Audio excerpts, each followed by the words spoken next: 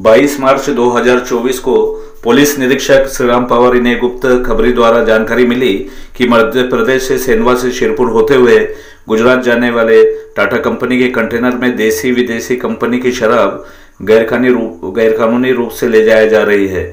खबर मिलते ही police head constable Santosh Patil, Sandeep Thackeray, Kailash Pawar, Sunil Pathak, police constable Yogesh More, Sanjay Bhoi, Swapnil Bangar, Bhushan Patil, चालक पुलिस कांस्टेबल मनोज पाटिल इन्हें पलासनेर में लोकसभा चुनाव हेतु लगाई गई चेकपोस्ट पर नाकाबंदी करने का आदेश दिया। नाकाबंदी के दौरान वाहनों की चेकिंग करते वक्त खबर के अनुसार पुलिस को कंपनी का कंटेनर क्रमांक NL01AG9252 आते दिखाई दिया। कंटेनर को रोककर ड्राइवर से पूछताछ के दौरान उसने अपना नाम विजय कुमार प्रताप सिंह उम्र 32 वर्ष, क्लीनर प्रदीप कुमार मानसिंह उम्र 33 वर्ष, दोनों ही राजगढ़ सादुलपुर जिला चूरू राजस्थान के रहने वाले हैं।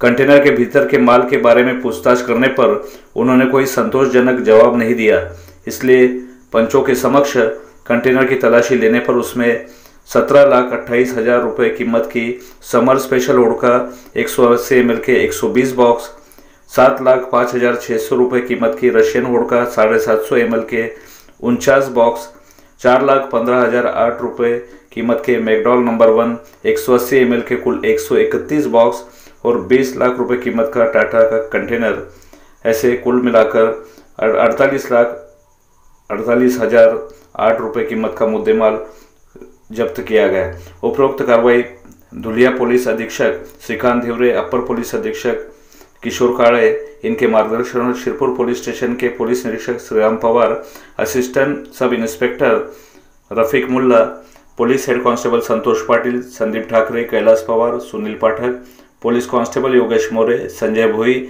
स्वप्निल बांगर, भूषण पाटिल, कृष्णा पावरा, चालक पुलिस कांस्टेबल मनोज पाटिल इन्होंने की और ड्राइवर और क्लीनर के खिलाफ कानूनी कार्रवाई की जा रही है।